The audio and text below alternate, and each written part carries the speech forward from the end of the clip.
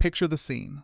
You're on your couch, late in the evening, watching a Hollywood film or maybe the latest episode of a series everyone's been talking about.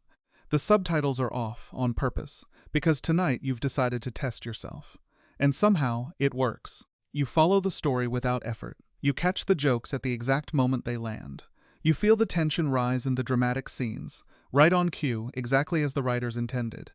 By the time the credits roll, there's a real, warm sense of pride sitting in your chest. Your English, you think, has genuinely arrived. The next day, you walk into an office, or a coffee shop, or a friend's birthday gathering, and two native speakers strike up a casual conversation a few feet away from you. And without warning, that pride from the night before collapses completely. The words don't separate into distinct sentences the way they did on screen. They blur, they overlap, they run together into something closer to a wall of sound than actual language. You strain to catch even one full sentence, and mostly you fail. A frustrated, almost bewildered thought rises up. How is it possible that I followed an entire 2-hour movie plot last night, and I can't follow two people ordering coffee this morning? What is actually wrong with my ears? Nothing is wrong with your ears. Nothing at all. What you've just walked into has a name, and understanding that name changes everything about how you train from this point forward. Call it the entertainment illusion. Here's the misconception at the heart of it. An enormous number of language learners quietly, almost unconsciously, treat movies and television as their personal benchmark for real-world listening comprehension. If I can follow an actor, the logic goes, then surely I can follow anyone. But that assumption rests on a hidden flaw, because scripted media and unscripted human conversation are not simply two versions of the same thing. They are, in almost every meaningful sense, two entirely different categories of English, built for two entirely different purposes. To understand why real conversation feels so much harder than a film, you have to look behind the curtain at how a film is actually constructed, because very little about it is as natural as it appears. Start with the sound itself, the raw acoustic environment. In a film, actors wear small, high-sensitivity microphones, hidden carefully beneath their clothing, capturing every syllable with extraordinary precision. And that's only the beginning. After filming, that audio passes through the hands of professional sound engineers in a controlled studio who strip away wind, traffic noise, the clink of glasses, the hum of a crowded room, anything that might compete with the dialogue for your attention. What reaches your ears, by the time you're watching from your couch, is not really a recording of speech. It's a carefully sculpted, artificially clean version of speech, engineered specifically so that nothing gets in the way of your understanding. Now think about the last real conversation you tried to follow, in a restaurant, on a street corner, at a party. There was no engineer quietly removing the background noise for you. You were fighting in real time against music, passing traffic, other conversations bleeding in from every direction, the acoustic echo of a hard-floored room. Your brain wasn't just decoding words. It was simultaneously working to isolate a single voice out of a chaotic soundscape, a task no film has ever actually asked of you. Then there's the matter of delivery itself.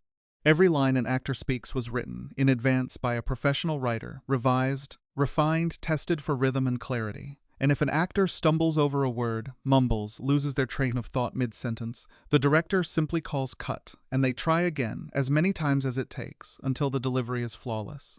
What eventually reaches the screen is, by definition, the cleanest possible version of that sentence, selected out of however many imperfect attempts came before it. Real human beings do not have the luxury of a second take. In genuine, spontaneous conversation, people mumble, they change direction mid-thought, they stutter, repeat themselves, trail off entirely, and start a new idea without finishing the last one. They lean constantly on filler words, threading them through nearly every sentence without even noticing.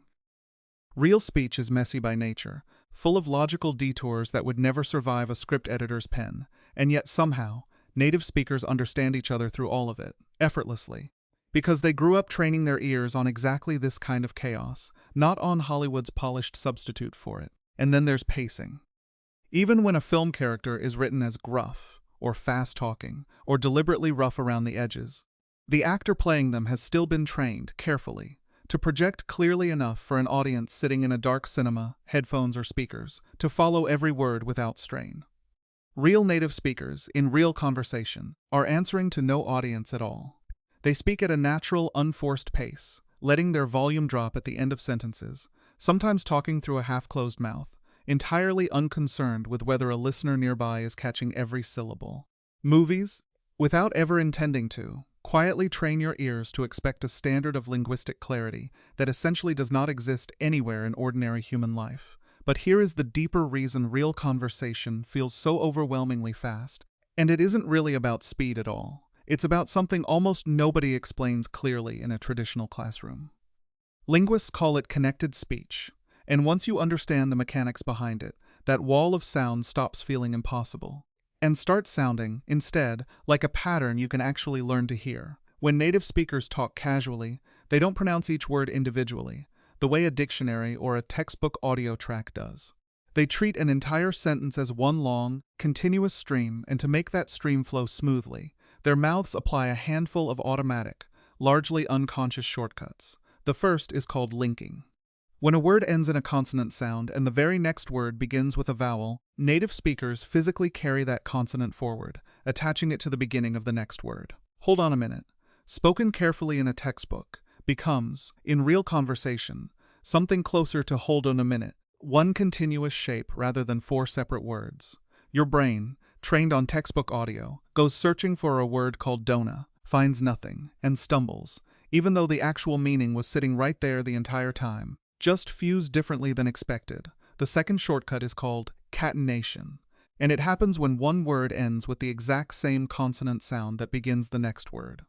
Rather than pronouncing that sound twice, in quick succession, native speakers simply drop the first instance and hold the second slightly longer. Next Thursday collapses into next Thursday. Social life becomes social life. If your ear is waiting patiently to hear two distinct separated words, that transition slips right past you, unnoticed, gone before you can catch it. The third, and perhaps the most disorienting for learners of American or Australian English, is the flap T. When the letter T lands between two vowel sounds, it loses its sharp, crisp textbook pronunciation entirely and softens into something closer to a quick D sound. What a beautiful water bottle, read cleanly from a page, transforms in actual speech into something closer to what a bountiful water bottle.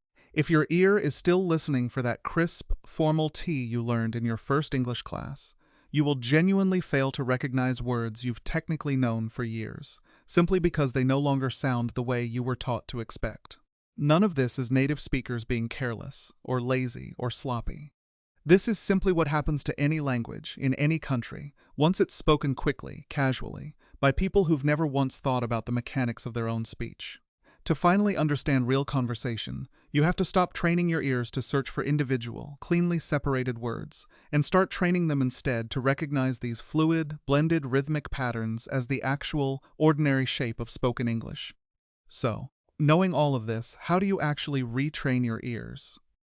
The answer requires a real deliberate shift in what you listen to every single day. You have to step away from heavily edited, professionally cleaned film and television audio, and move towards something rawer, unscripted content, multi-person YouTube vlogs where people talk over each other, street interviews recorded on a handheld microphone in the middle of real city noise, reality television with its spontaneous overlapping arguments, long-form conversational podcasts where hosts interrupt each other mid-thought the way real friends actually do. Here is a small, specific drill you can build into just 5 minutes a day, something you might think of as a 30-second micro-listen. Start by finding a short clip, exactly 30 seconds long, of raw, casual conversation or a street interview, subtitles switched completely off. Then listen to that same 30 seconds, 3 times in a row, and on a piece of paper, try to write down every word you hear. When a section blurs into something unclear, resist the urge to leave it blank.